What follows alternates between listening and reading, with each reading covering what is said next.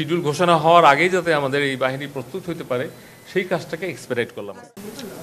আমরা পুলিশের আইজিপি সাহেব এসেছেন এবং ওনার একটা ডেলিগেশন এসেছেন আমাদের এখানে, যেহেতু পুলিশ রেগুলেশনের দু একটা সংশোধনীর মাধ্যমে তাদের নিয়োগ চলছে বড় আকারে, এই নিয়োগটা যাতে এক্সপেডিট হয় এই জন্য আমরা 71 বেশি মিটিংটা করলাম এবং আমাদের একটা হোম সেক্রেটারি সাহেবের সাথেও আমরা অন দ্য ফোন কিছু সিদ্ধান্ত হয়েছে।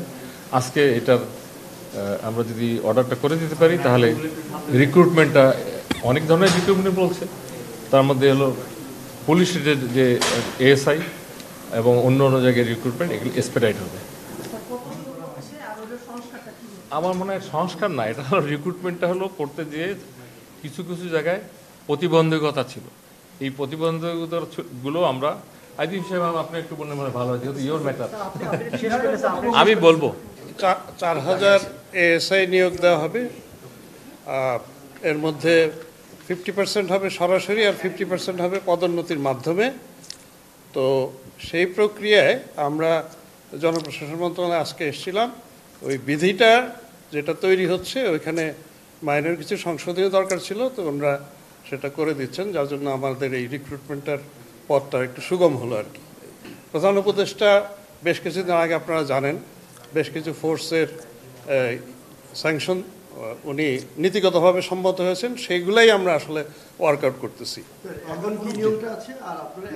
না এখন আমাদের আইজিপি সাহেব যারা বললেন এটা রেগুলার সময়ে এগুলো এরকম তড়িঘড়ি করে, যেহেতু নির্বাচন সামনে এবং আমাদের মাননীয় প্রধান উপদেষ্টা নির্দেশনা দিয়েছেন, সেই আলোকে আমাদের অর্থ মন্ত্রণালয়, লেজিসলেটিভ এবং জনপ্রশাসন এবং সংশ্লিষ্ট স্বরাষ্ট্র মন্ত্রণালয়ের মাধ্যমে মিটিং করে আমরা এই পদগুলোকে সিজন করেছি।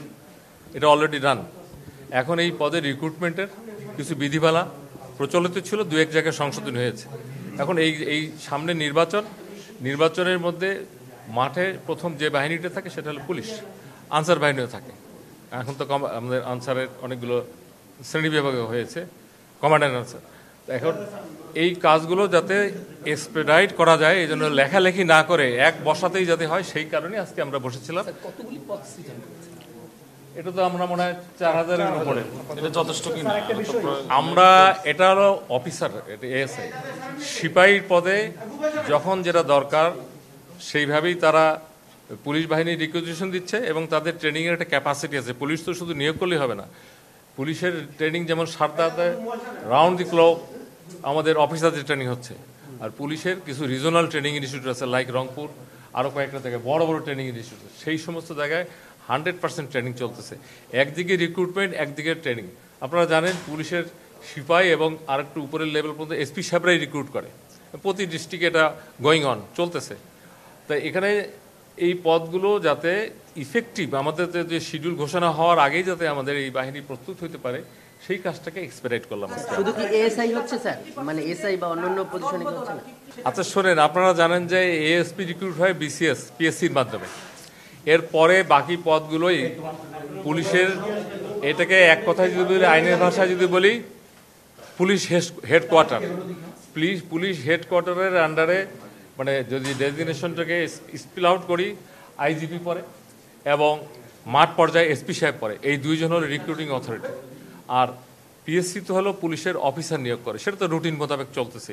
কিন্তু যেহেতু ইলেকশনে মাঠ পর্যায়ে অনেক বেশি সংখ্যক লাগবে, হোম মিনিস্ট্রির চাহিদা আছে, মাননীয় প্রধান উপদেষ্টার নির্দেশনা আছে, এবং যে কোনো পদ সৃষ্টিতে এবং নিয়োগ ভিত্তিতে জনপ্রশাসন সম্পৃক্ত। এটার সাথে আপনি আগেও বলেছি যে লেজিসলেটিভ সম্পৃক্ত, আমাদের ক্যাবিনেট সম্পৃক্ত, হোম মিনিস্ট্রি সম্পৃক্ত, ফাইন্যান্স সম্পৃক্ত, এই কাজগুলো কিন্তু আমরা অলরেডি ডান।